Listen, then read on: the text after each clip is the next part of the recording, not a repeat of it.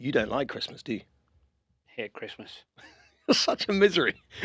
Honestly, everything they say about you is true. You're just miserable. No, I honestly. Why do you hate Christmas? I don't feel Christmassy. I feel like.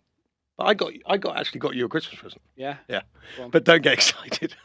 I didn't spend much.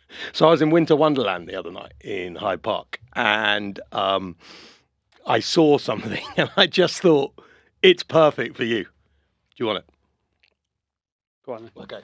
So I would like to wish you, because that jumper is appalling, but this jumper... Hey, my wife bought me this. This jumper is very you. So you stick that on over the top of that one. You'll be quite hot in the studio. You want me to put that on? Yes. Okay. Put that on now. Right, get it on. Just put it over the top. You'll be a bit warm, but you'll be fine. We'll turn the aircon down. But I just saw that, and immediately I thought, that is you. That's is. Very kind, Matt. Thank you. I'm sexy, and I snow it. Do you see what they've done there? That's very kind. I got you something, Matt. Oh, We're not going to leave you out. Yeah, well, you probably have made more effort than me. This is your first present. It's actually wrapped up. This is quite normal. Oh my God! Did you wrap this or the missus? My missus wrapped. Yeah, I was going to say this doesn't. I'm not very good at wrapping. Ooh, this is. Hold on, this Slick Gorilla finishing spray.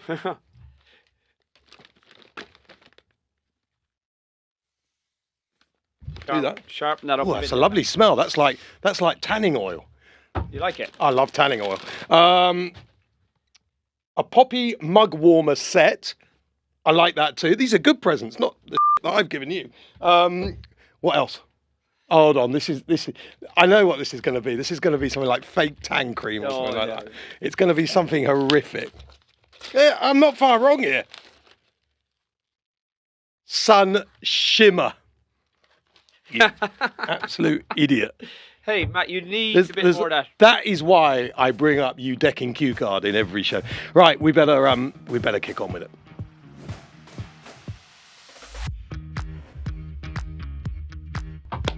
Episode 5 of Unbridled with myself. I'm Matt Chapman and Paddy Brennan.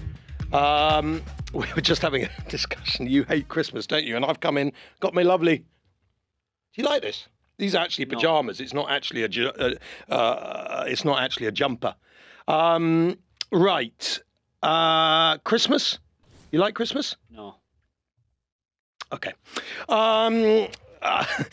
We have talked about this off air. I don't think we need to talk about it on air. Thanks as ever to BoyleSports for the kind sponsorship of the show. I know things have annoyed you this week because I was watching Fast and Furious 6 on Friday night, and this message came through to me on my phone from you. This murders me. This murders me. I don't blame anyone except, we'll get to this later, the most important person here is the leading. Disgusting. That was at 10:50. I was right in the middle of Fast and Furious 6, and that came through. So that's obviously upset you this week. Anything else happen? Exciting? You went to Cheltenham, didn't you? Yeah, I went to Cheltenham for a couple of days. Was that interesting, or were you boring? No, it was good. Actually, I always sort of make the effort if someone says, "Come, if would you like to meet for a drink at Cheltenham?" I think, well, Would you have a drink? Yeah, I like a drink. Oh, good. Yeah, I gotta be careful when I drink though, because I can get too relaxed and act quite normal when I have a drink. So I went there on Friday. Didn't have a drink. Met a couple of people, a couple of owners, and yeah, it was nice. And then on Saturday, I had to go there to do a talk before racing.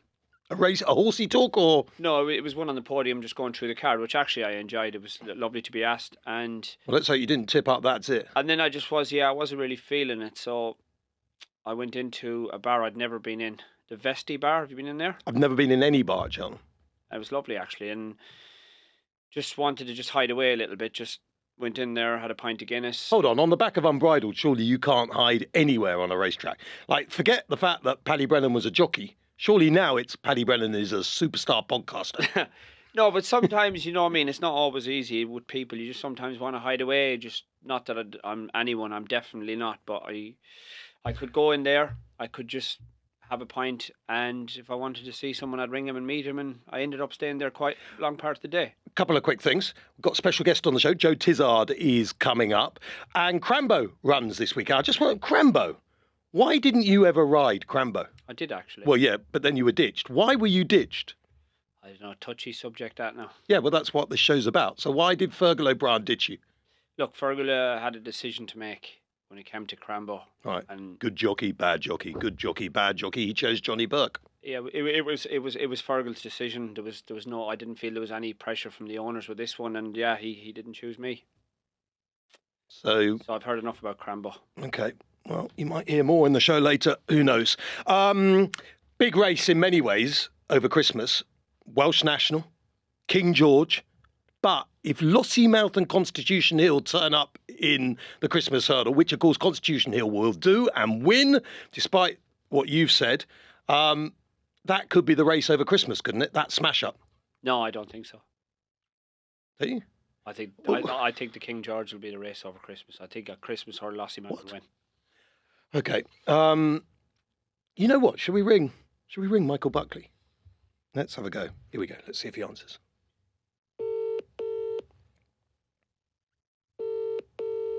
He's not going to answer, is he?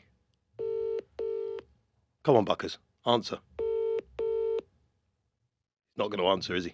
Hello? Oh, he did answer. He did answer. Buckers, it's Chappers. Matt Chapman. El Chapo, although, of course, he's in Jug at the moment. But how are you? Matt Chapman. I'm fine. How are you? I'm very good. Sorry to call you off the cuff like this, but I'm sat in the Unbridled studio with Paddy Brennan, who says that Constitution Hill cannot win the Christmas hurdle, won't turn up for the Christmas hurdle. I've pointed out to him that Constitution Hill will win the Christmas hurdle and is then a good thing for the champion hurdle. So then we thought, well, we haven't heard from Buckers for a very, very long time. So let's ask the main man. So have you got a minute or so? Yeah, I'm walking down the road, so if it's a bit noisy, there we are. But anyway, I've got a minute because I'm walking somewhere to a meeting. Okay. I imagine you going in a limo, but anyway. Okay, look, just before we get on to how he is right now, which I don't know if you even know, but how have you been during this whole saga? Because you've kind of have kept quiet a little bit while all Constitution Gate has been going on. Well, I've kept quiet, but it doesn't seem to be that many people in your game have kept quiet. Certainly not the ones that do the writing.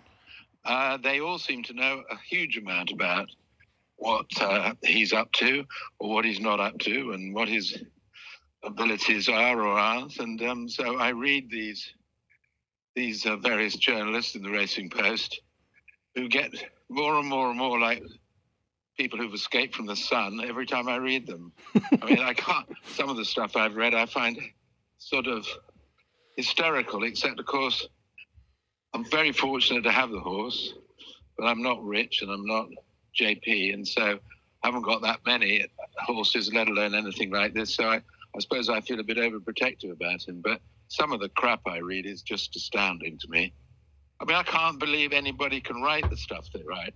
They sort of leave any intelligence they had at the door, it seems to me. I mean, it's fascinating to hear, Michael, because there is this whole saga going on, and you're right at the centre of it. You've had this horse that, you know, a lot of people, including yourself, could easily argue on paper is the greatest hurdler we've ever seen. Brilliant in the Supreme, brilliant in the Champion Hurdle, magnificent in the Christmas Hurdle when he last ran in the Christmas Hurdle, and yet you're going through turmoil indirectly at the moment. Just mentally, because you've had ups and downs in this game, how does it affect you on a daily basis? Let's just deal with what I just said just briefly, because it's probably a bit rude to launching off like that. But, no, I liked it, though. I mean, you might, but I mean, he last ran nearly a year ago tomorrow week, and he didn't seem to didn't do much wrong when he won the Christmas hurdle for the second time, at which point he'd had 8 wins in a row and 7 Grade 1s. And there were people like you who are always very kind about him, say it's the greatest hurdler you've seen or there has been or so on. Certainly Edward O'Grady, who thought he'd had the best hurdler he'd ever seen in Golden Signet, which most people can't even remember now, said it's the first horse he's seen that was as good as that. So any way you chop it, he's pretty damn special. Now I have to hear, I mean, and it is extraordinary to me that, you know, he should be retired. I don't know why. You know, before that gallop at Kempton, because nobody knew he was sick before then, I think it was about 4-1 on for the champion hurdle, and today he's washed up.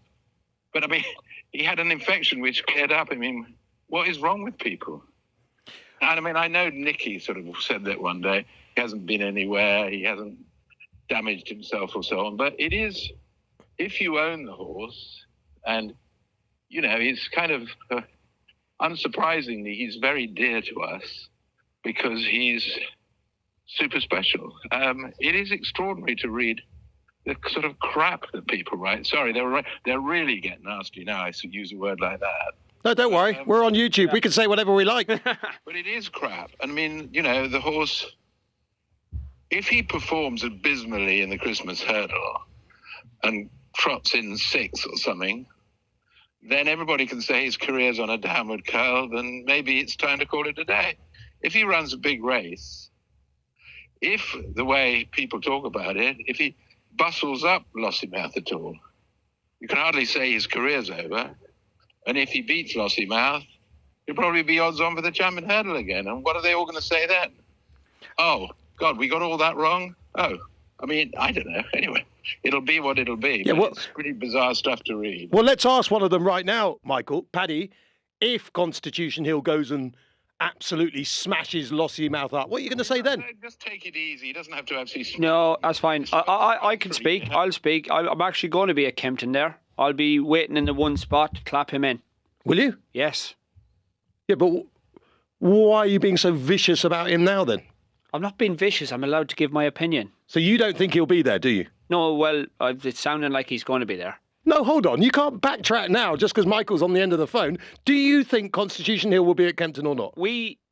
I did... No, it's a yes or no answer. Let me speak. Do you think? Let me speak. I said... I didn't think he'd turn up for the Christmas hurl. If he turns up for the Christmas hurl, I still think Lossiemouth's going to beat him. OK, I can only repeat my question once again. I don't want to turn into Paxman, but do you think Constitution will be in the Christmas hurdle or not? Yes. So you backtracked massively. You've let yourself down massively here. You're meant to be the mad nutter tough man from the weighing room, and you have completely lost almost all your reputation in one go. Michael... Well, I'm not about to tell you he's not going to show up. But doesn't it show, Michael, what these people are like, the people you've been sort of slightly talking about, when they have you face-to-face on the phone, they backtrack. Behind your back... No, there's no behind... Yeah, yes, there is. No, behind his back. No, it has been behind his back. His back's there. It's been behind my back because, and no disrespect to Paddy, but, you know, I don't really know him, and I've said hello to him once. But I did see that he said that if Lossiemouth got beaten, he was taking Rich out for dinner. Yeah, I think he did say that. But so I suppose. But you wouldn't, Michael. He'll go to Matt. He'll go to get a hamburger somewhere. I'm looking forward to the dinner I'm going to get if we win. Yeah. Oh, that's a deal. That's a deal. That's a deal. That's a deal. I mean, you wouldn't have used Paddy much because you'd like a real stylist like Nikolai Chastel de Boinville, who is pure godness in the saddle. Michael, look, we're not going to keep you too long if you're wandering round. No, don't worry. It's a nice mild day. I'm happy to talk to you. It's always amusing to listen to you ranting and raving. I did speak to Nicky a little earlier, which I do every Wednesday. I go on Nicky Henderson. He was furious. Poor Mr. Henderson. He was furious with me. He was furious because they were recording something on the gallops, and when my call came through, it cut off all the recording mechanism. So he said to me, "You have a way with you, don't you?" Yeah, thank you, Michael. Don't start on me. I'm defending you. I don't need any defending. I mean, listen, I love the horse. Yeah. And actually, as I said to you when I bumped into you somewhere, having him around and not seeing him run is, pretty hard for me because he's just such a pleasure. Yeah. So, watching State Man win 2 champion hurdles last year, who'd beaten pretty convincingly the year before, it got a bit boring, but well done, Joe and Willie. But anyway. Yeah. We'll see what we'll see, won't we? Well, as I said, I spoke to Nicky. I said, Gino will go for the 2-mile chase at Christmas 20. He said possible, which is the first time he's really said that. He's up to then, he's just been saying, we're not sure, possible. And I just said to him, the big horse, everything okay this morning? He said, absolutely nothing wrong with him. He said, take that how you like, which is kind of what he says. He said, as far as you're aware, as we speak, Michael, I better just ask this, the big horse is all set to run at Kempton, isn't he? There's a pause. There's a pause because, as you know, because Nicky was issuing these bulletins, he was lame for a while, so he got a bit behind with his work. So, as things are at the moment, everything's fine. And, I'm loath to say anything nowadays because, talk about being accident prone, anything can happen. But if he'd had a normal preparation, I'd just say yes. And so at the moment, everything's fine. Is he going for another racecourse gallop at all? I was told he might be going for something this week or something. No, he's not going anywhere. Nothing. No. Okay. Done enough of that nonsense. Yeah. Every time he goes to a racecourse gallop now, if there's anybody there, something goes wrong. So want to stay away from that. Seems to have a bad karma about it. But no, I think that he'll do a bit of whatever they do at the weekend and have a school, and then that's it. And he seems fine. I'm fine. He genuinely seems fine, and as far as I'm aware and know and so on, we are intending to run on Boxing Day. Amazing, Michael. I just look forward to seeing. Frankly, listening to all the pundits, God knows why, but anyway, we're going to run. Yeah. And finally, Michael, if he goes to Kempton, if he wins the Christmas hurdle, however he wins it, whether it's by miles or whether it's by a short head, would just a little part of you, in the nicest possible way, stride into the winner's enclosure and stick 2 fingers up at a lot of people in the crowd? Mainly journalists, probably. It's not really my style. No, listen. If he goes there and if he wins, I will. Well, first of all, let's give credit where it'll be due. Be a hell of a training feat to manage to beat this miracle horse of riches, having not had a run for a year. No, I'm not going to stick any fingers up. And Matt, you'll have to come to dinner with Mr. Brennan if he has to buy us dinner. Yeah, definitely. Are you? You're all right because you'll be going to the dinner with Rich as well. Just out of interest, final question. Are you a red or white wine man or champagne, Michael? You know what the answer to are you a red or white man is? Yes. Yes. Okay. Right. Okay. It'll be ready. Okay. Some of everything. Yeah. Listen, if we won that race, you're going to have anything and everything you like. Yeah, on Paddy. Michael, a lot of people wouldn't answer the phone. You did. Yeah. Have an amazing Christmas. Very best. Let's hope we see you at Kempton. And I can't wait for Paddy's reaction. Thanks for getting on the phone. Okay, take care. Bye. Bye, Buckers. Bye.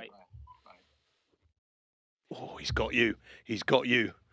Ooh, I cannot believe how you have backtracked during that. I'm literally shocked. Like, part of the reason I did this podcast with you was because you were this hard man and you wouldn't buckle under pressure with Buckley. But you've buckled. I can't backtrack and say he's not running if they're telling me he's running. So I have to backtrack on some things. Right, let's see if we can get angry Paddy back. I mentioned at the top of the show there was something that happened that you just literally fell apart about on Friday night. What was it? Tell me about it.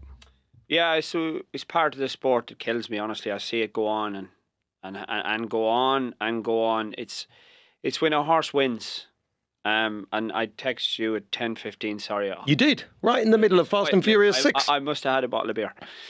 But when you see Or 5. when you see a girl or a man, a stable person leading their horse into the winner's enclosure, and the owner just decides to come over and almost push them to one side, that murders me. Absolutely. And if I could be there, or anyone, you'd almost rugby tackle and say, right, you can walk in with your horse, but this person that's leading the horse in is the most important ingredient in that horse. Every morning, first person in the yard to make sure that horse is okay. Last thing in the evening, pretty much 7 days a week. They get a moment of glory. And let me tell you, some of these owners, you listen to me. Yep. Some of these owners, they come in to this parade ring and take over. Now, of course they're important, but I know certain owners that don't even come down to the parade ring unless their horse wins. Don't get me started on that.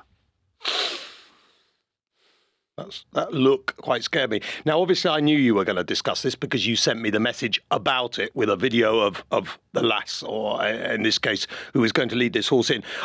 Because of that, I rang David Pipe and I said, I know Paddy is going to get very angry about this week. And I thought it's only fair. Christ, what have I turned into? Right to reply. Hardly ever done that in my career. Been told off a lot of times for not doing it, though.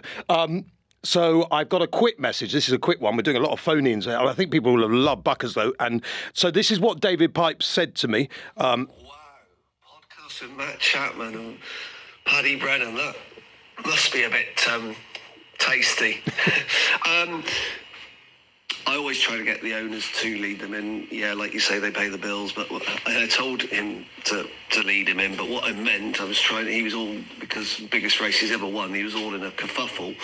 What I meant, and what I tried to do, was get him to come the other side, and when I saw that Mel, the girl that looks after him, wasn't leading him, I said, Mel, you should be up there as well, you should be up there. So, I always think the lad or girl should lead the horse in, but I also believe the owner should be leading the horse in as well, but usually it's on the other side, or they both sort of do it together on the same side. So that would be my answer to Paddy's rant, which is a correct rant, but as I say, I try and get both to lead him. I thought that was very fair. Yeah, no, that is fair. And I'm not saying the owner can't come in with the horse, but there's a way. As I said, obviously the horse is extremely important, but that person that's looking after that horse 7 days a week, that is the most important person. Just go, like David said, go on one side and we all come in together. But don't just don't. But I think everyone's in agreement here. Pipey's in agreement with you. And he tried to do it. And actually, I was there. And he was trying to move everyone around. Sometimes it hasn't worked out. You would say, whatever happens, the lad or lass comes first and perhaps the owner second. Pipey might say, look, they pay the bills. This is the biggest moment of his life as an owner. Yeah, I can understand both sides here. I'm not pointing the finger directly at David Piper. Well, you did. No, on this occasion, this goes on.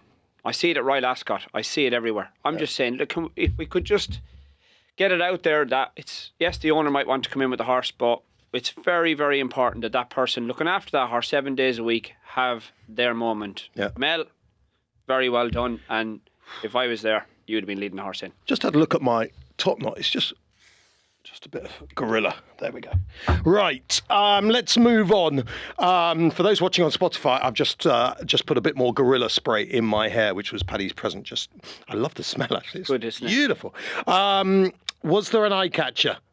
What was Paddy purring about over the last few days? Look, it's always easy to go to a top meeting or a top race for an eye catcher, but the horse, a filly I like to David Pipes, Belfrina, second in a juvenile, first time at Doncaster. I thought it looked a good race. The Oliver Green horse that won, got quoted for the triumph after. She'll be winning in the not too distant future. Yeah. And was there a particular performance that you were powering over? Liberty Hunter. Loved that. Was it Cobden? Cobden. He gave that a terrific ride. Yeah, but if you ever want to watch a track doing the work, that was Harry Cobden. Just was poetry on that. Sometimes, Matt, you go to different tracks in the country, and if you want to give instructions or if you have experience, you'll be going out there and you think Cheltenham. Sometimes just let the track do the work, And that was the perfect example. Harry Cobden, no rush, just the track did the work. The horse brought him into the race at the perfect time. It was poetry to watch. But that, to me, looked a little bit better than a handicapper. Yeah. And you had a good shout out with Django Bay, who beat Caldwell Potter. If you own Caldwell Potter, would you want your money back now, the 700 whatever grand it costs? Or would you still give him hope? No. I think he wants an aggressive ride. McCoy-esque from the front, 2 miles, bang. Yeah, but you say that, Matt, he didn't really get up the hill. Look, he'll just take a... When I seen him at Carlisle, it was great, but he went down to the front. He went down to the first fence like a bull in a china shop. I just think if he a bit more racing, he hasn't actually ran that much. He'll learn to chill and a bit like you, just relax, and he'll finish his race next to you. He'll finish his race better. But I thought Django Bay was very impressive. Jump brilliant. He didn't miss a beat, and yeah, he can go any trip. Okay, that was Django Bay. Looked impressive, certainly, as I say, with Caldwell. I still think aggression 2 miles. One or two people even suggested Liberty Hunter could turn into a Gold Cup contender. Do you think would he be more Ryanair? It's early stages, man. He's 2-1 over 2 miles. I think he's got to work his way up a bit more. Look, if you were Evan Williams and you went straight for a grand annual on that performance, you'd think he's going to be extremely hard to beat. But it's what he does between now and then. He's a little bit off Champion Chase or Ryanair or anything like that yet, but it's his first run of the season, and yeah, he was seriously impressive. I wanted to get your views on what it's like being a jockey with the ups and downs of a day. And the way I was going to get into that was go back to Nico de Bonville's day on Friday. So he turns up with a great book of rides. That's nice. Django Bay, Will Mount, Mr. Coffee. He starts off with That's Nice, who you thought was an absolute certainty. Clearly, she just ran no race. It wasn't the case she wasn't good enough. She just ran no race. Every time she jumped, her tail went up in the air, all sorts of things. Someone did say to me on track, walk in the park fillies, you do not touch. But I don't know how much essence there is in that. But so he starts with That's Nice, who's finished last of 4. When you come in, going out thinking you're going to win an odds-on shot for JP and you come last of 4, what mood? Let's say you're Nico now. What mood does Paddy Brennan come back in after that? Yeah, I think it all depends on the management or the trainers or the owners that you're riding for. It's how it's all dealt with. Like, I went through different stages in my career where I was made feel extremely small for a ride like that when there was absolutely nothing the jockey could do wrong. And as you got older, you were the disappointment was in yourself. I always thought the best person I ever rode for was Nigel Twiston Davis. He could make me feel, after that day of Nico de Bonville, when I was going out in the last race, he could make me feel like I'd had a winner that day and I could have had 5 favourites getting beat. That's psychology. And that's sometimes you need lifting. And I do think if you're lucky enough to be riding for someone that no matter what happens, that is your ride. That's massive, Matt. Like, the first person to go under the bus is the jockey. I've went under more buses, honestly. And as you get older, you get stronger. But for a younger jockey to come in after that, that's nice. You do feel it. But when you got Nico de Bonville's experience, you know, or like a Harry Cobden, you know, if it's not the next race, it'll be the next race. And if it's not that race, then it's tomorrow. They're going to bounce back. But it's a good question. And so he comes back after that. He rides Django Bay. Now, I thought that was a brilliant ride, not because he won, which we can say about every winning ride can be a brilliant ride if you want it to be, but because he went right up the arse of Caldwell Potter. It was clearly a plan. They thought this horse is flamboyant. It was, you know what it reminded me of? I don't know if this is before your time. It was Golden Freeze and Carville's Hill. It was almost they thought, we can get Caldwell Potter on the ground here. Now, I'm not saying that people go out to deck horses specifically, but you're looking for a floor. And if the floor is the jumping, that's what Nico de Bonville and Nicky Henderson thought to themselves. We can deck Caldwell Potter. And he wins. But then he comes straight out and he's falling on Will Mount, who was travelling really well. Again, I was on the steps at Cheltenham, and he spent 5 minutes looking up at the big screen, watching it with Mrs. Hendo, like just staring at the screen. How do you feel after that? Again, the look, your look, how do you feel? You're flat. But it's not the end of the world. I'll just give you an example. One day I drove to Aintree, Matt. I used to go to ride in France a lot on a Friday. Absolute nightmare. I promise you. You'd be stuck in the middle of Paris rushing for a flight. I drove to Aintree one day on a Saturday. I went. My wife was with me at the time. She said, "Can you pull over?" I said, "Just next service." Went round the next bend. Car stopped in front of me. Crashed. I managed to get to Aintree. My first 3 rides fell. Ruby Walsh was ranting and raving that day about stick rules and we shouldn't go out for the next race because what was going on at that time was wrong. Honest to God, it was like someone was giving me glory. I was like, great, I'm absolutely delighted. I don't want to ride again today. So, Matt, there is serious downs in racing and you've got to get your head back up and get out again. I wanted to ask you about Majborough. What do you make of his chasing debut? Yeah, he couldn't have done any bit more. I think Willie had the first 2 or even maybe 3, but yeah, he was good. Jumped very well, and yeah, it looks an exciting prospect. If the Arkle was in a week's time, would you back Sir Gino, Majborough, or Ballyburn in the Arkle? None of them. What? Load of Sud. Hold on, you can't think Load of Sud can beat those 3. I can. What? Yeah. I mean, he's good, but he lacks the va-va-boom. Well, that's my prediction at the moment. Okay. I haven't seen Sir Gino jump a fence yet. I mean, this has been a disastrous show for you so far, hasn't it? Keep it going. I mean, Constitution Hill, dinner. Now, Ballyburn, Sir Gino and Majborough won't win the Arkle. Look, the dinner has took an awful turn. Okay. Michael Buckley, he's on about champagne there and wine. Got to be careful about this. Can't you go into Majestic and get it and bring it into the restaurant? You pay for the cork or something? We might need to look into that.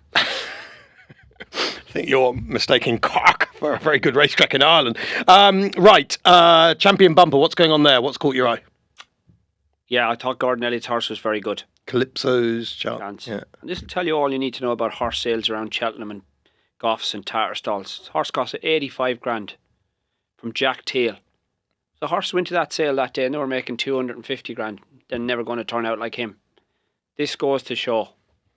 Just because you're going into the sales and putting your hand up for 300 grand means nothing.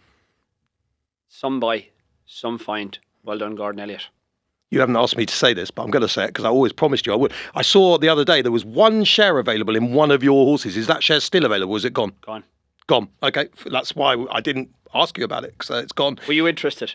I was going to take it, yeah, but I'm not now. Future Prospect. You like that horse? JP's? Impressive on Saturday for Willie Mullins? Yeah. Oh, it's Magnier, isn't it? Sorry, Magnier, sorry. Yeah, very good. But as I said, the most impressive horse for me was that Gordon Elliott bumper horse. Okay. Other news, the Real Whacker supplemented for the King George, or is likely to be. Does it make any difference or not? It's a good question. Thank you. And the weather's looking pretty good. Ground would be okay. Big call. Look, there's only one King George, but it's a big call. It's a big decision, and I wouldn't look at that one either way, Matt. If you went in, I wouldn't say madness, and if you didn't, I wouldn't say you did the right thing or the wrong thing. I think it's actually looking a really tasty King George. We might not have a superstar, although we could have, but we might not. But I think we'll have a competitive. Just going through them, we're likely to have Spillane Tag, Grey Dawning. Ile Francais at a price now. Bambridge is going to be put in there. Corbett's Cross, we know. Envoy Allen, L'Homme Pressé, Royal Pagaille, possibly, although he has had a little setback.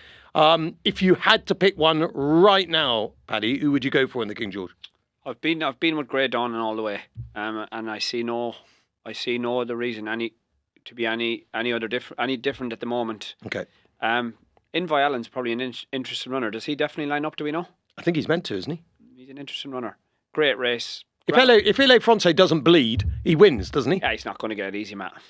He's not going to get it like he did in the Novice last year. This King George. Could anything get near him if they wanted to? It's a good question, but I just think the King George, if there's 2 very similar races in the calendar year, it's the King George and the Gold Cup, Matt. Until you're riding them, you don't actually experience. It's unbelievable. There's absolutely no relent. There's no slow up. There's no breeders. It's 3 miles all the way, pressing on. It's powerful race, and I just don't think he's gonna. Yes, he can go off and jump well, but I think he'll be taken on, and it's not going to work. Which jockey has given the greatest ever King George ride, in your view? Me. Yeah, that's what I thought you'd say. You're still in the Grey Dawning camp, aren't you? Yeah, I've seen no reason that, I ride out in Dan's every Thursday, and Tom Messenger's, he talks to me more about Grey Dawning than anyone else. So look, it's exciting. He's a great, beautiful white horse. I cannot wait to watch that race. And the ground, as I say, with the weather, everything seems to be drying up. It's coming in his favour. I think with the two big Christmas races, it's clear cut for both of them if they're there. If Constitution Hill is there, he wins. If Ile Francais is there, I think he wins, because I think he is special, whereas I'm not sure any of the others are special, although they're all special because we love them. But you know what I'm saying. Anyway. We're entitled to our opinion, Matt. You are. Constitution Hill is going to cost you a lot. Oh, it could be £1,000 either way here, unless I get Majestic. More than a spray tan. Paddy, could you concentrate? We're on the show.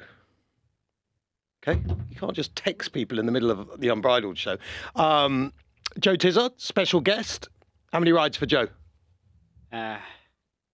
Not many. None, actually. Okay, well, that's good, because we haven't got Joe Tizard on this week. I've stitched you up here because we got your former boss, who was slagging earlier about ditching you on Crambo. You still as upset as you were earlier about the Crambo situation? Yeah, I was angry about that one. Yeah. Okay, it's good morning to Fergal O'Brien. Hello, Fergal, how are you?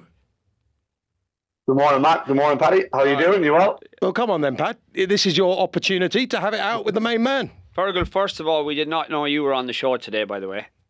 This has been a setup. But no, when we go back to this very famous Crambo. Fergal, remember, I had my day on Crambo at Newbury, and he bolted me to the start, and I ended up dropping in, and I came back, and Fergal said, "Why weren't you handy?" And I said, "I couldn't knock a swing out of him." So we didn't have a good start with Crambo. Okay, so you were crap on Crambo. And Fergal, you just sacked him, yeah? Just like that? Gone. Yeah, that's about it, Matt. Yeah, Connor got back on and had a few more rides in him, and then didn't go to plan at Haydock for Connor. So I was very selfish, and I was looking after myself going into the Christmas hurdle. So Paddy, everyone knew Paddy was retiring, and I knew how much it hurt him at the time, but so it wasn't an easy decision.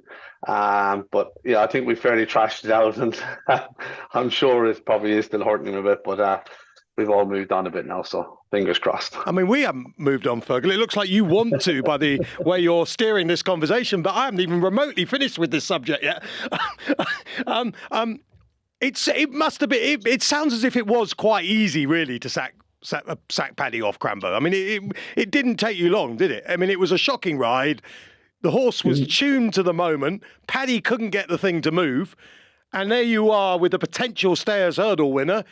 You just went home and you got rid of him, didn't you? It's not rocket science, this, is it? You're quite rightly too, by the sounds of it. Look, there was no real winners in it. It would have been lovely for Paddy to be on him, but I felt that Paddy was retiring. I was always sort of looking at Johnny as trying to take over from Paddy, and so for me, I suppose, it was one of those. Paddy had to go on Crambo, came back in.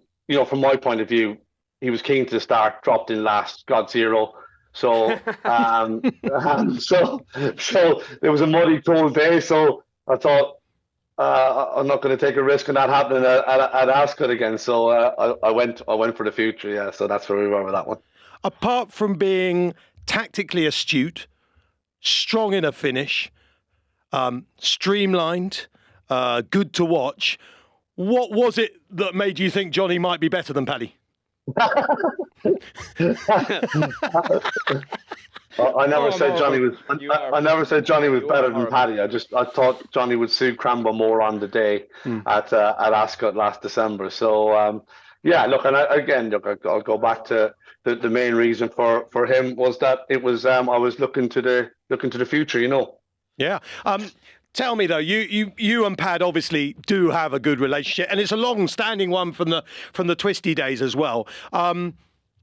Is it kind of love-hate, would you say? Is that a fair analysis of the situation with you and Pad? Not from my side, I've never. I don't think there isn't too many people that I hate. But no, we've always got on very well professionally. We've probably never socialised the most, to be fair. We've never gone away on holidays or anything like that together like some trainers and jockeys do. Hold on, which jockeys and trainers go on holiday together? I think I remember a time when Donald and Jason McGuire went on holidays one time. Did they? I'm sure there's a few others. I'm sure. Nice Airbnb for two.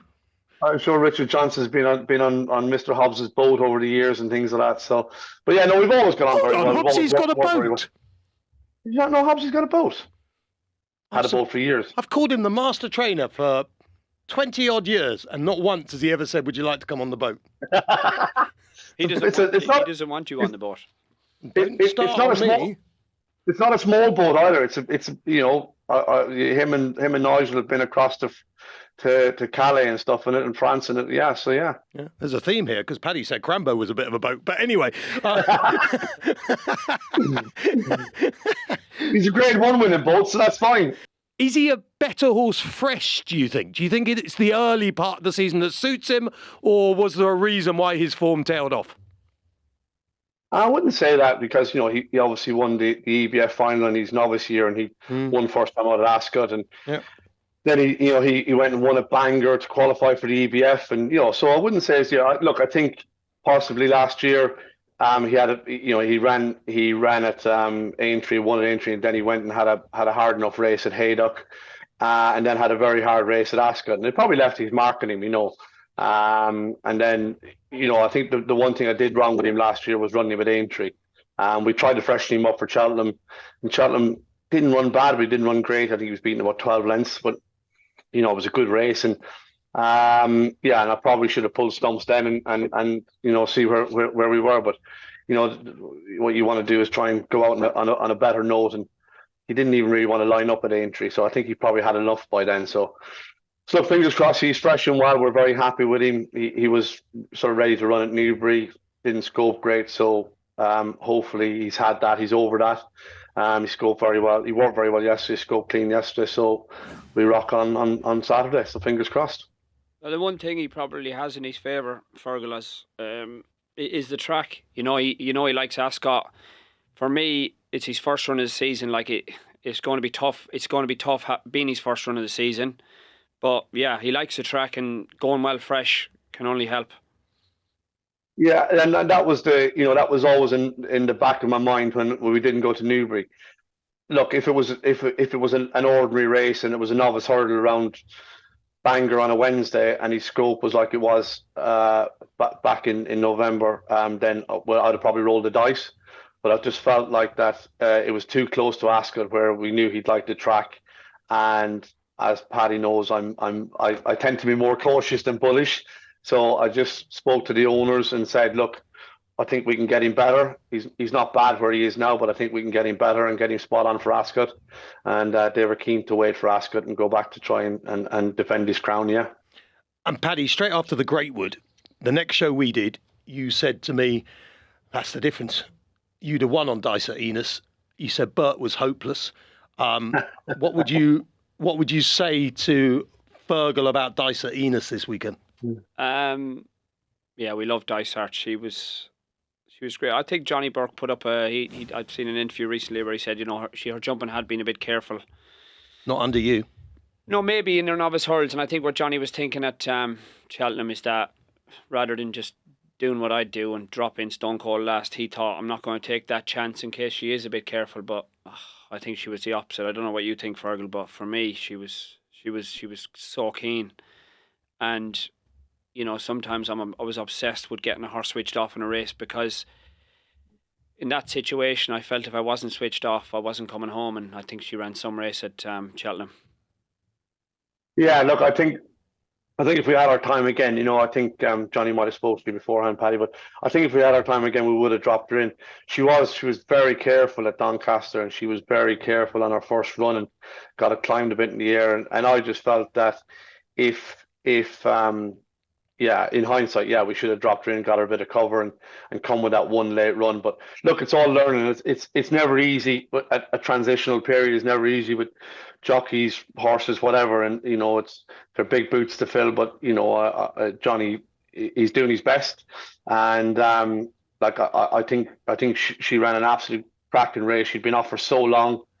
Bird at Ropes, I think, is a very good horse. He was hard and fit from the flat and had some great flat form going into that race. And I'm, I suppose, a bit disappointed on the day because I got sucked into all the hype about her being so well handicapped. But look, we'll see on Saturday whether she's still well handicapped or not. So she's in great form. We're very happy with her. Again, she worked very well yesterday. Tom Broughton was very happy with her yesterday, and she scoped clean. So we'll go there and roll the dice. And there's no Bird at Road. Obviously we've got Dan and Harry's horse to contend with, but we gave that a pound the last day, and we got a better pull in the weights this time. Yeah. To be fair, Pat, Fergal said to me the other day, he said every horse was well handicapped, now it's got you on. Yeah. I've never said that before. You did? Shocking. mind him. The amount of backtracking on this show today is unbelievable. At least I'm here to put it all right. Fergal, just quickly, a couple of Paddy stories. Remembering that we're not on a TV channel, we're on YouTube, you can say whatever you like. Just a couple of memories. There must be a couple of moments that stick in the mind that you've had with Paddy over the years. You caught me short notice yesterday, Matt, and I was trying to think, and I'd love to come up with some. I think one story, Fergal, we can remember. I can remember. If you go back to the days when I was riding for Nigel. And we were talking earlier about how do you handle disappointment and stuff. And you can remember me. We could have been at Newbury. Newbury, it was, Newbury. A horse called Lymington Lad. I remember it like it was yesterday. Nigel would just come in and they'd always say nothing. And then I'd storm into the weigh room and then I'd be sat in my seat and there'd be a message, Fergal O'Brien wants to see you. And you used to get me outside the door and you'd bring me down where there was no one and you'd say, right, you got to sort yourself out, because I would just come in, take my saddle off and just storm off. I probably wouldn't say 2 words to the owner. Is that right? Well, it was actually worse than that. Leamington Lad had been a very average horse. Actually, I think he hadn't won in 12 races for us, and we put him in a cellar one day at Toaster, and he won a cellar, and then he won his next race, and then he won his next race, and then he went to Newbury for a good race on a 4-timer. I think he finished 2nd or 3rd. He's actually run a blinder. Got beat a half a length or something. And Paddy, the owners were over the moon, and Paddy's literally come in, said to him, he's a pig, and stormed off. And they were like, oh, Christ. I had to get him out that day and get him to come and apologise to the owners. Yeah, and to the horse. I think we had a written apology to the horse as well. Yeah. So, but no, we've had some great days. Imperial Commander was one of our great days. 2 great days, obviously the Paddy Power off a mark of 135 and the Gold Cup. The Gold Cup that year was all about Gatos Down Denman, and it was the rematch, and there was no other horse in the race, and we went there quietly confident and with a lot of hope, and that's one of the best rides of my racing career. It's just a fantastic, confident ride. Sorry, Matt, I will tell you one story about Paddy. Thank God, yes. So, Paddy and I, when we were at Novices, we went to Weatherby for the Charlie Hall meeting, and Ollie McGurn finished 2nd. Pettifor won the big hurdle there. That was great. Things were all going well, and we were going to Carlisle for the Sunday, and Paddy says, I'll get us a hotel. So that was lovely. So we get a hotel. And he can't deny this because this is true. So he gets a hotel room. My hotel life's not going great, but go on. It's a twin room, so that's grand. So we're in there together. We get showered and we get changed. We go down and we have dinner together. And it's grand. Get back up to the room. Match of the day is on. We got match. Oh, firstly, the heating's turned up hot, but the window's open. So I said, what's the crack here?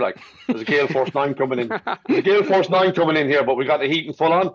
Yeah, I like a bit of fresh air, but I like it warm. Okay. So we're watching Match of the Day, and I'm led on the bed watching Match of the Day. And he goes, hey. I said, what? He says, you're snoring. Sorry, geez, sorry about that, Pat. So I obviously nod. He goes, oi. I said, what? He says, you're snoring. I said, Jesus, I'm sorry. So I'm trying to watch the... So anyway, he wakes me the 3rd time. I said, Paddy, I promise you, if you wake me again, I'm gonna knock you out.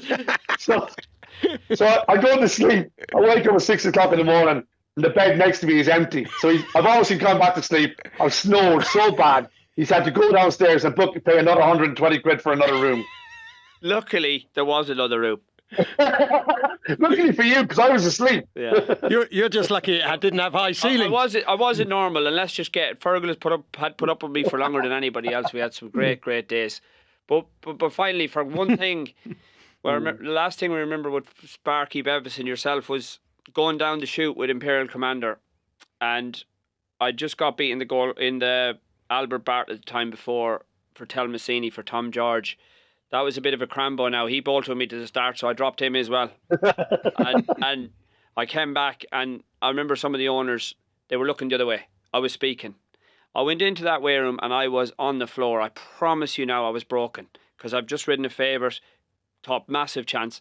I'm going down the chute of the Gold Cup, and Fergal was on one side, Sparky was on the other side, and Fergal grabbed my right ankle, and he said, "You're one of the best jockey that's ever ridden for us. Go and do what you do best." And I promise you now, that went all the way from my ankle up to my head, and I'll never ever forget that. So thank you. Yeah, fair play. I remember that like it was yesterday. I remember holding on to your leg going down because I could see that you were still thinking about the race before, and we felt we had the horse in a great place, and that was even now, even with my own training career, that Imperial Commander day was, a fantastic day with Pigeon Island winning, obviously Sam winning the Fox Hunter as well. But the Imperial Commander winning the Gold Cup for such a great owner as well, for Ian Robinson and Imperial Racing, it was just, everything about it was such a fantastic day. Little bit of a downside having to go to Foss Lass the following day. Yeah. So, Nothing wrong with Foss Lass. No. Nothing wrong with Foss Lass. Shift is a shift. Finally, Fergal, just for our viewers out there, we all know you trainers have it right off at Christmas. Is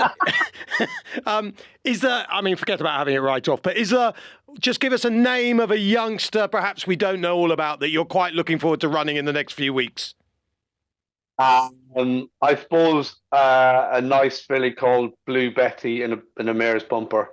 I'm not sure she'll be out in the next couple of weeks. So, as Paddy knows, one or two of the horses aren't quite right at the minute. So we're having to just pick our way through these horses and run the ones that are right and try and be patient with the ones that aren't. But Blue Betty is a nice mare that we like. I think I watched a film the other night with Betty Blue in it, but not Blue Betty. Right. Fergal, thanks very much for coming on the show. Really appreciate it. Paddy had no idea, and I know Paddy was at the yard yesterday. No idea. He had no idea you were coming on, and he's not happy about it. Do you like my jumper, Ferg? I love the jumper, actually. I'm sexy and I know it from him. Yeah. Snow it. And I snow it. Oh, yeah. Ruined it. Fergal, thanks for having me on. Have a great Christmas. Top man. Thanks. Thank you. So, Paddy, we talked about what's going on in the UK over Christmas. There's obviously some terrific action over in Ireland. Savills chase, Factor File, who was so good in the John Durkan, Galopin Deschamps, who was so good in the John Durkan. They now go over a proper trip. Who wins out of those two, if it was a matchup? You asked me earlier about Christmas, Matt. Do I like Christmas? Not really. But I love this. Some of this racing over Christmas, incredible. What a race. Savills. Sorry, I'd just ask you something. You've got to love sausages wrapped in bacon. Nah. Bread sauce? No. Crispy potatoes? No. When I used to be having Christmas dinner and thinking about a King George the next day, I used to feel sick. Turkey or chicken? Turkey. Okay, just a reminder to everyone listening to this online, this is a conversation I've had for a very long time at Christmas time on many TV channels. But just remember that if you want something that's flavoured, you always have chicken, because chickens naturally taste much better than turkey. Turkey is a very bland bird. Very bland. Let's get back to this. Chicken has tremendous taste. Now, everyone's saying, I've got to have turkey, it's Christmas, you've got to have turkey at Christmas. No. Not if you want a tasty bird. You go chicken every time. Okay. Right, coming back to the Savills chase. Yeah, what a race. Galopin Deschamps, Factor File, Possibly Jerry Colomb. He's meant to be fitter, isn't he? Yeah, Gordon says he's happy. For me, I don't know, again, how many runners there'll be, but Factor File, Can't wait to watch him again. I think he'll win this easier than he did last time. Yeah. Maximus is also in that race. I mean, we're waiting for the decks as we talk, so we don't know, but people forget how well he won the Grand National. He's an interesting horse. I'm all over Galopin Dijon. Yeah. I'm all over him. I think I don't have... That John Durkin's meaningless to me. It's meaningless, Paddy. And what about the RSA last year? Do you have another dinner? No. I could be getting fat in the new year, me, on all the dinners you're taking me to. And what about State Man against Brighter Days Ahead? State Man. Just like that. Which would say that Brighter Days Ahead going for the Mayor's Hurdle, as we said always on this show she would do, because Michael O'Leary told us. That's the right race then for her, because she's not a champion hurdler, is she? Well, look, it's hard to say, Matt. You've got to get all these horses got to get. What do you mean it's hard to say? Is she or is she not? You've got to have opinions, Pat. Well, you can't rule her out at the moment. A bit wishy-washy. You've got to get to there. All these horses got to get to Cheltenham in one piece. But I think, come Leopardstown, I think State Man will just have the edge, having had that run last time. Okay.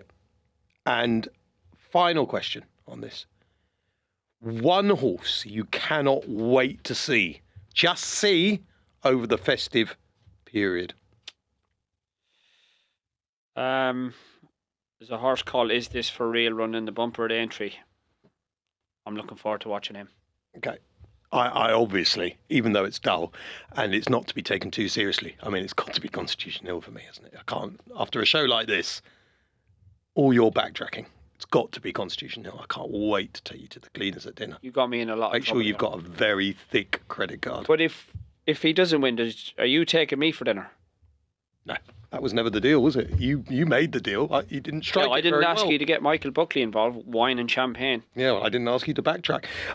It's been an absolute pleasure. I've really enjoyed the 5 episodes we've done so far. The next time I see you will be in the new year, Paddy. I hope you and your fam have an amazing Christmas. Your missus, of course, does such great work as a nurse over this time. So we really wish you all the best. As for me... Same to you, Matt. Just a little bit more gorilla before I leave the studio.